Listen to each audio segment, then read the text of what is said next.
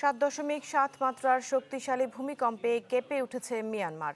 যে কম্পন অনুভূত হয়েছে ঢাকা, কলকাতা, থাইল্যান্ড, চীন সহ পার্শ্ববর্তী দেশগুলোর বেশ কয়েকটি শহরে। ভূমিকম্পে মিয়ানমার ও ব্যাংককে বহু ভবন ও কিছু সেতু ধসে পড়েছে। জারি করা হয়েছে জরুরি অবস্থা। এখন পর্যন্ত প্রাণহানির কোনো খবর পাওয়া যায়নি।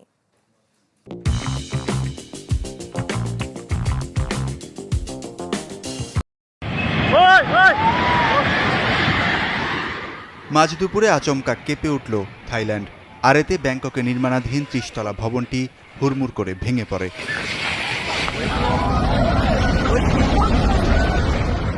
আতঙ্কিত শ্রমিক আর আশপাশের মানুষ ছুটোছুটি করে চেষ্টা করেন নিরাপদে যাওয়ার। ভূমিকম্পের সময়ও ভবনটিতে কাজ করছিলেন অনেকে। আটকা পড়েন 40 জনেরও বেশি শ্রমিক। ব্যাংকক জুড়ে জারি করা হয় জরুরি অবস্থা। ব্যাংকক সহ থাইল্যান্ডের বিভিন্ন স্থানে ভূমিকম্প আতঙ্কে মানুষ রাস্তায় নেমে আসেন। দেশটিতে খুব একটা ভূমিকম্প হয় না, তাই ভবন নির্মাণ সহ এই অবস্থায় করণীয় নিয়ে জোরালো প্রস্তুতি নেই থাইল্যান্ডের। ঘুমিয়েছিলাম, হঠাৎ দেখি মাথা ঘোরাচ্ছে। কিছুক্ষণের মধ্যে বুঝতে পারলাম ভূমিকম্প হচ্ছে। বাচ্চাকে নিয়ে টেবিলের নিচে আশ্রয় নেই, তবে কম্পন না থামায় ভবন ছেড়ে দৌড়ে নিচে নেমে আসি। এই ভূমিকম্পের উৎপত্তিস্থল মিয়ানমারের মধ্যাঞ্চল।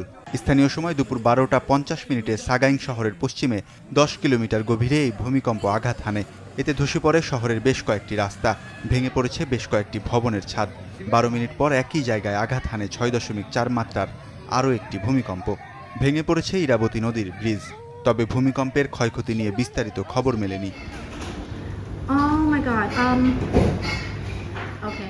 7.7 মাত্রার এই ভূকম্পনে কেঁপেছে প্রায় 600 কিলোমিটার দূরের ঢাকা, চট্টগ্রাম সহ বাংলাদেশের বিভিন্ন স্থান। কয়েক সেকেন্ড স্থায়ী এই ভূমিকম্পে হতাহতের খবর পাওয়া যায়নি। কেঁপে উঠেছে চীনের ইউনান প্রদেশও। যদিও দেশটির ভূমিকম্প নেটওয়ার্ক সেন্টারের দাবি ভূমিকম্পের মাত্রা ছিল 7.9। ওয়ালিউল্লাহ ফারুক, চ্যানেল 24।